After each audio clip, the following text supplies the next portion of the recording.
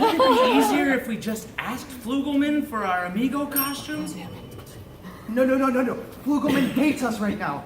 He's never going to give us our costumes. Lucky's right. This is the only way. A rope falls behind them from above, as you can see.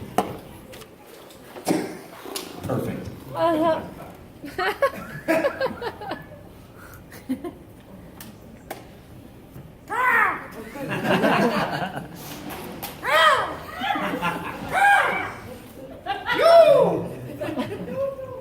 You too!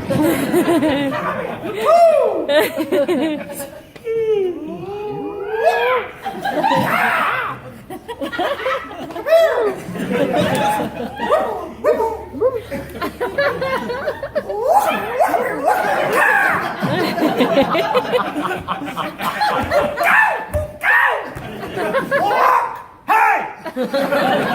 You guys! This one!